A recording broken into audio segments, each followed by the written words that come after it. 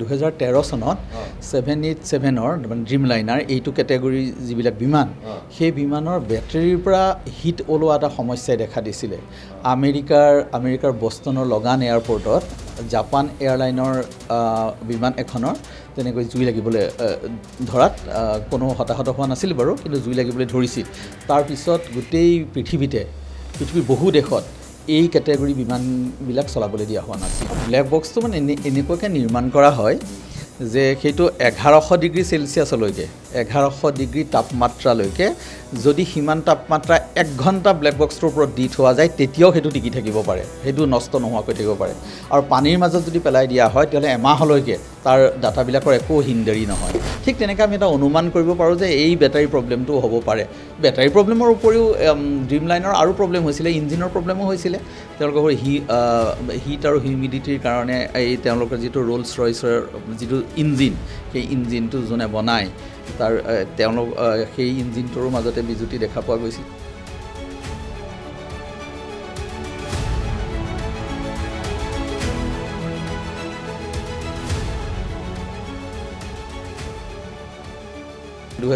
চনত হোৱা নিয়ম মতে 6 মাহৰ ভিতৰত ৰিপৰ্ট এটা পাব লাগে এনেকুৱা এক্সিডেণ্ট হ'লে সাধাৰণতে 6 মাহৰ পৰা এবছৰৰ ভিতৰত এনেকুৱা ৰিপৰ্ট পোৱা যায় টাইম লাগে মানে যথেষ্ট টাইম লাগে হয় বৰ সূক্ষ্মভাৱে বহু মানুহ নিধন হোৱা নাই জানো গতিকে বহু সূক্ষ্মভাৱে তাৰ কাৰণটো নিৰীক্ষণ কৰিব লাগিব কোনো ধৰ প্ৰিজাম্পশ্যনৰ ওপৰত বা কোনো অনুমানৰ ওপৰত ভিত্তি কৰিব নোৱাৰে আৰু লাহে লাহে যেতিয়া দেখিলোঁ তেতিয়া শেষত মই এটা ধাৰণা কৰিছোঁ যে এইটো হিউমেন মিষ্টেক হ'ব পাৰে নেকি এটা মানুহে কৰা মিষ্টেক হ'ব পাৰে নেকি কিন্তু মোৰ এনেকুৱা অনুভৱ হৈছে যে যিখিনি সময়ত এক্সিডেণ্টটো হৈছে সেইখিনি সময়ত মানুহৰ আচলতে কৰিবলগীয়া বেছি নাথাকে অকল পাইলটেহে আৰু এইটো কৰি থাকিব লাগিব আৰু সেই সময়ত টেক অফ হোৱাৰ পিছতে পাইলটে দিয়া ছিগনেলটোৱে আছিলে SOS ছিগনেল যিটো মেডে মানে একেবাৰে মুৰামুৰি সময়ত আৰু SOS ছিগনেল মানে ছেভ আৱাৰ সোল আমাক ৰক্ষা কৰা যোৱাকালি আহমেদাবাদত যি বিমান দুৰ্ঘটনাগ্ৰস্ত হ'ল তাৰ পিছত সমগ্ৰ দেশতে যেহেতু এটা জোকাৰি গৈছে সকলোফালে বিষাদ আৰু সমগ্ৰ দেশবাসী ম্ৰিয়মান হৈ পৰিছে দুখত কিন্তু এইখিনি সময়তে কিছুমান কথা পোহৰলৈ আহিবলৈ সকলোৱে বিচাৰিছে যেহেতু কালি আচলতে হৈছিলে কি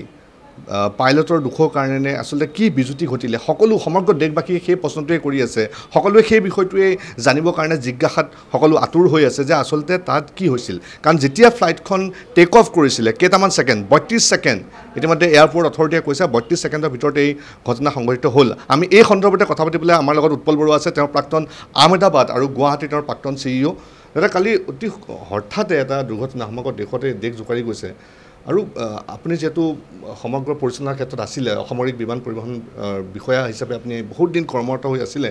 গোটেই বিষয়টো আপোনাৰ দৃষ্টিভংগী কেনেকুৱা 32 ছেকেণ্ডৰ ভিতৰতে ইমান সংখ্যক লোক হেৰাই গ'ল আমাৰ মাজৰ পৰা কেনেকৈ চাইছে আপোনাৰ মতে কি হ'ব পাৰে হয় প্ৰথম কথা সেইটো অতি দুখজনক কথা আমাৰ দেশ আৰু সমগ্ৰ বিশ্বৰ কাৰণে অসামৰিক বিমান পৰিবহণৰ বাবে এইটো এটা বৰ দুখৰ কথা আমাৰ ভাৰতবৰ্ষত এনেকুৱা এটা দুৰ্ঘটনা হ'ল কিন্তু দুৰ্ঘটনাটো হ'ল বা কিয় হ'ল তাৰ কাৰণে এতিয়া আমি স্পেকুলেশ্যন বহুত কৰিব পাৰোঁ যে এইটো কাৰণে হ'ব পাৰে কিন্তু আমি অলপ অপেক্ষা কৰিব লাগিব অসামৰিক বিমান বিভাগৰ কিছুমান ধৰাবন্ধা নিয়ম আছে সেই নিয়মবিলাকৰ আধাৰত কিয় হৈছিল তাৰ সঠিক কাৰণ অলপ দিনৰ ভিতৰতে আৱিষ্কাৰ হ'ব কিন্তু দাদা এইখিনিতে মই আপোনাক কথা শুনো এতিয়া বিতৰ্কটো হৈছে এতিয়া প্ৰায় সংখ্যকে ৰাষ্ট্ৰীয় সংবাদ মাধ্যমো বাৰে বাৰে কৈ আছে বহু লোকে প্ৰশ্ন এটা উত্থাপন কৰিছে যে বিতৰ্কটো হৈছে এয়াৰ ইণ্ডিয়া বয়িং 787 ড্ৰিমলাইনাৰ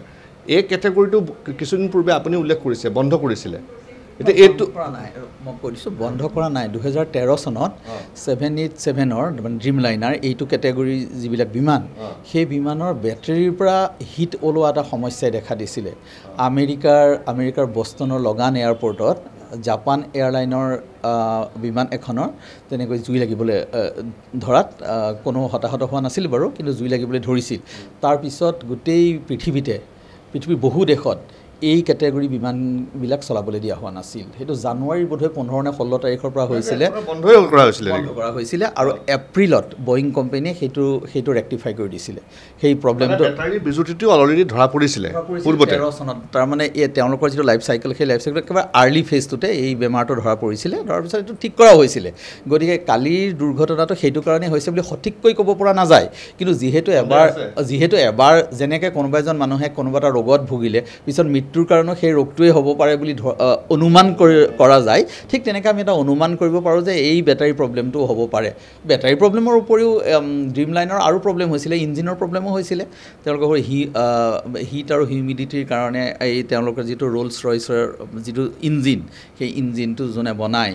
তাৰ তেওঁলোক সেই ইঞ্জিনটোৰ মাজতে বিজুতি দেখা পোৱা গৈছিলে মই চনটো পাহৰিলোঁ কিমান চনত কিন্তু এনেকুৱা বহুখিনি প্ৰশ্ন উত্থাপন হৈ আছে এতিয়া কথাটো হ'ল এইখিনিতে মই কথা এটা ক্লিয়াৰ কৰি দিছোঁ দৰ্শকসকলক যে যিখন ফ্লাইট নম্বৰটো হ'ল AI-171 এইটো ফ্লাইট নম্বৰহে কিন্তু যিখন ফ্লাইট আছিলে ফ্লাইটখনৰ যোনটো কেটেগৰী সেইটো হ'ল আপোনাৰ air India Boeing 787 dream liner এতিয়া তাৰ যোনটো ব্লেক বক্স পোৱা গৈছে এইটোতো উদ্ধাৰ হৈছে আজি তথ্য হৈছে কিন্তু ব্লেক বক্সটো সাধাৰণতে কেনেকৈ থাকে ইমান আপোনাৰ জুই তাৰ মাজতো ব্লেক বক্সটো বাচি যায় আৰু ব্লেক বক্সটোতো এতিয়া একদম উত্তৰ পাবৰ কাৰণে মাধ্যম অকল এটাই ব্লেক বক্সটোৱে তাতে সকলো উত্তৰ পোৱা যাব হয় ব্লেক বক্সটো মানে এনেকুৱাকৈ নিৰ্মাণ কৰা হয় যে সেইটো 1100 ডিগ্ৰী চেলচিয়াছলৈকে 1100 ডিগ্ৰী তাপমাত্ৰালৈকে যদি সিমান তাপমাত্ৰা 1 ঘণ্টা ব্লেক বক্সটোৰ ওপৰত দি থোৱা যায় তেতিয়াও সেইটো টিকি থাকিব পাৰে সেইটো নষ্ট নোহোৱাকৈ থাকিব পাৰে আৰু পানীৰ মাজত যদি পেলাই দিয়া হয় তেতিয়াহ'লে এমাহলৈকে তাৰ ডাটাবিলাকৰ একো হিন্দেৰি নহয় গতিকে তাত সাধাৰণতে দুটা বস্তু থাকে এটাক কয় ফ্লাইট ডাটা ৰেকৰ্ডাৰ য'ত গোটেই বিমানখন কিমান উচ্চতাত উৰিছিলে কিমান স্পীড আছিলে বিমানখনত থকা পেৰামিটাৰবিলাকৰ সেই সময়ত ষ্টেটাছটো কি আছিলে এই সকলোবিলাক ৰেকৰ্ড থাকে আৰু এটা CVR বুলি কয় CVR মানে হৈছে ককপিট ভইচ ৰেকৰ্ডাৰ অৰ্থাৎ তাত থকা ককপিটত কেনেধৰণৰ কথোপকথন হৈছিলে তলৰ মানুহৰ লগত কেনেধৰণৰ কথা পাতিছিলে এই সকলোবিলাক ৰেকৰ্ড থাকে সেই ৰেকৰ্ডবিলাক উলিওৱাৰ পিছত চালি জাৰি চাই বিমানখন কেনেকৈ গৈছিল প্ৰথমতে বিজুতিটো ক'ত ঘটিলে সকলোবিলাক তাৰ পৰা জানিব পৰা যাব আৰু অতি সোনকালে যিহেতু এতিয়া এইটো আমাৰ দেখা দেখিকৈ চকুৰ আগতে হোৱা দুৰ্ঘটনা মই ভাবোঁ আমাৰ নিয়ম মতে 2017 চনত হোৱা নিয়ম মতে 6 মাহৰ ভিতৰত ৰিপৰ্ট এটা পাব লাগে এনেকুৱা এক্সিডেণ্ট হ'লে সাধাৰণতে 6 মাহৰ পৰা এবছৰৰ ভিতৰত এনেকুৱা ৰিপৰ্ট পোৱা যায় যথেষ্ট টাইম লাগে হয় বৰ সূক্ষ্মভাৱে বহু মানুহ নিধন হোৱা নাই জানো গতিকে বহু সূক্ষ্মভাৱে তাৰ কাৰণটো নিৰীক্ষণ কৰিব লাগিব কোনো ধৰ প্ৰিজামশ্যনৰ ওপৰত বা কোনো অনুমানৰ ওপৰত ভিত্তি কৰিব নোৱাৰে নহয় জানো ব্লেক বক্সৰ ৰিপৰ্টটো আহোঁতে কিমান টাইম লাগিব ব্লেক বক্সটোৰ ৰিপৰ্টটো আহোঁতে যদি লগে লগে চোৱা হয় লগে লগে পোৱা যাব কিন্তু তাক সেইটো চোৱাৰো এখন কমিটি বনাই দিব কমিটিখনৰ এজন লিডাৰ হ'ব নহয় জানো তাৰপিছত তেওঁলোকে সেইখিনি চালি জাৰি চাই গোটেই সিদ্ধান্তলৈ আহি ৰিপৰ্টটো দিওঁতে কিছু সময়তো লাগিবই সেই ৰিপৰ্টবিলাকৰ ভাগ থাকে এটা প্ৰিলিমিনেৰী ৰিপৰ্ট অতি সোনকালে দিব পাৰি তাৰপিছত এটা ইণ্টাৰিম ৰিপৰ্ট দিব পাৰি তাৰপিছত এটা ফাইনেল ৰিপৰ্ট আহে গতিকে আটাইকেইটা ৰিপৰ্ট মই ভাবোঁ যে এইটো 6 মাহৰ ভিতৰত আমি পাম গতিকে পোৱাৰ পিছত সেই গোটেইখিনি স্পষ্ট হৈ যাব আৰু কিয় হ'ল আৰু দাদা এতিয়া বিষয়টো চাওক এতিয়া যিখন আপোনাৰ ইমান এখন বৃহৎ বিমান দুটাকৈ ইঞ্জিনটো আছিলেই তাত দুটা ইঞ্জিনে বিকল হোৱাৰ কাৰণে এইটো ঘটনা হ'ল নহয় এতিয়া এনেকুৱাকৈওতো ক'ব পাৰি যে নহয় ইঞ্জিনকেইটা বিকল হোৱা নাছিল আন কিবাহে হৈছিলে ইঞ্জিন চলি আছিলে দুৰ্ঘটনাটো হোৱালৈকে সেইটোতো আমি নাজানো বা এটাই হৈছিল নে দুটা মানে যদি এটা কিবা কাৰণে বিজুতি ঘটিছিল আমাৰতো জনাৰ কোনো উপায় নাই নহয় জানো সেই সংঘাতটো হোৱাৰ মানে সেই দুৰ্ঘটনাটো হোৱাৰ সময়ত যেতিয়া আপোনাৰ হিট কৰিলে সেই সময়ত কিজানি দুইটা ইঞ্জিন চলিয়েই আছিল আমিতো নাজানো ইঞ্জিন চলিলেও আপোনাৰ ওপৰলৈ এয়াৰক্ৰাফ্টখন লৈ যোৱাৰ যিটো ব্যৱস্থা সেই ব্যৱস্থাটোত কিবা বিজুতি ঘটিব পাৰে নহয় জানো গতিকে আমি যেতিয়ালৈকে ৰিপৰ্টটো নাহিব সেই ৰিপৰ্টটো নহাৰ আগতেই আমি অনুমান কৰিব পাৰিম কিন্তু সেই অনুমানৰ ভিত্তিত কোনো এটা ষ্টেটমেণ্ট দিয়াটো অকণমান কঠিন আৰু আপোনাৰ যিটো আপোনাৰ এটা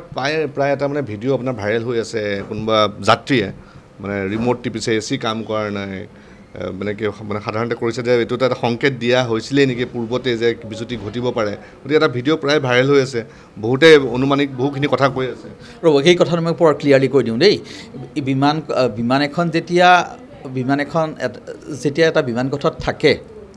যাত্ৰীবিলাকৰ উঠা নমা হয় সেই সময়ত এয়াৰ কণ্ডিশ্যনাৰটো চলি নাথাকে এই প্ৰথম কথা তেতিয়াহ'লে বিমানখন কেনেকৈ ঠাণ্ডা কৰি ৰাখিব তাৰ কাৰণে কি হয় বিমানৰ পৰা আপোনালোকে দেখিছেই চাগে এৰ'ব্ৰিজত এটা হালধীয়া বৰণৰ এটা পাইপৰ নিচিনা কিবা এটা আপোনালোকে দেখিব সেইটো তাত সংযোগ কৰি দিয়ে অৰ্থাৎ ঠাণ্ডা বতাহটো এয়াৰপৰ্টৰ পৰা তাৰ ভিতৰলৈ সোমোৱাই দিয়াৰ এটা ব্যৱস্থা আছে আৰু লাহে লাহে যেতিয়া দেখিলোঁ তেতিয়া শেষত মই এটা ধাৰণা কৰিছোঁ যে এইটো হিউমেন মিষ্টেক হ'ব পাৰে নেকি এটা মানুহে কৰা মিষ্টেক হ'ব পাৰে নেকি কিন্তু মোৰ এনেকুৱা অনুভৱ হৈছে যে যিখিনি সময়ত এক্সিডেণ্টটো হৈছে সেইখিনি সময়ত মানুহৰ আচলতে কৰিবলগীয়া বেছি নাথাকে অকল পাইলটেহে আৰু এইটো কৰি থাকিব লাগিব আৰু সেই সময়ত টেক অফ হোৱাৰ পিছতে পাইলটে দিয়া ছিগনেলটোৱে আছিলে SOS ছিগনেল যিটো মে ডে মানে একেবাৰে মূৰামূৰি সময়ত আৰু SOS ছিগনেল মানে ছেভ আৱাৰ চ'ল, আমাক ৰক্ষা কৰা। গতিকে তেতিয়া মে ডে বুলি কয়, এইটো এটা কোড। সেই কোডটো যেতিয়া ট্ৰেন্সমিট কৰিছিল, তাৰমানে হঠাতে কিবা এটা হৈ গৈছে আৰু পাইলটে সেইখন কণ্ট্ৰল কৰিব পৰা নাই। গতিকে দাদা, কালি এজন লোক আপোনাৰ তেওঁ প্ৰাণ বাচিলে, তেওঁ ইমানখিনি লোক মানে মৃত্যু হ'ল, কিন্তু তেওঁ প্ৰাণ বাচিলে। আপোনাৰ মানে কি হ'ব পাৰে? মানুহজন মানে বহুতে কৈছে ছাইডত বহি আছিলে, বহুতে কৈছে দৰ্জাখনৰ কাষত বহি আছিলে, তো কি হ'ব পাৰে? এনেকুৱা মিৰেকুল হয় দেই। আপোনাৰ হেৰিয়াত পাটনাত এটা এনেকৈ এক্সিডেণ্ট হৈছিলে। এয়াৰক্ৰাফ্ট এখন আহি গছ এজোপাৰ তলত, একদম গছ এজোপা দুটুকুৰ কৰি তাৰ মাজেদি সোমাই গ'ল, বহুত মানুহ মৰিল। এজন মানুহে হেনো টোপনিয়াই আছিলে, তেওঁ চিটিয়ে সতি তাৰ পৰা উফৰি গৈ তলত পৰিল আৰু চকু খুলি যেতিয়া দেখিছে ওচৰে পাজৰে বিমানখন নাই, আন মানুহে দৌৰাদৌৰি কৰি আছে। গতিকে এনেকুৱা কিছুমান মিৰেকুলাছ এস্কেপ হয়, ইনচিডেণ্টেল। তাতে বহুতে বহুত ৰূপ দিবৰ চেষ্টা কৰে, কিন্তু মই ভাবোঁ যে সেই বিমানখন যেতিয়া ভাগি গৈছিল, নিশ্চয় ভাগি গৈছিল, কাৰণ তেওঁ জাপ মাৰি ওলাই অহা বুলি কৈছে আপোনালোকে যদি চাই বাতৰিবিলাকত। গতিকে জাপ মাৰি বিমান এখনৰ পৰা কেতিয়া ওলাই আহিব পাৰিব? যেতিয়া বিমানখন ভাগি টুকুৰ হৈ যাব। হয়তো কোনোবা এটা মুহূৰ্ত, যিটো সময়ত এই জ্বলি যাবৰ মানে জ্বলি যোৱাৰ ঠিক আগ মুহূৰ্তত, যেতিয়া জ্বলি যাওঁতে টেম্পাৰেচাৰটো সৃষ্টি হ'ব, প্ৰায়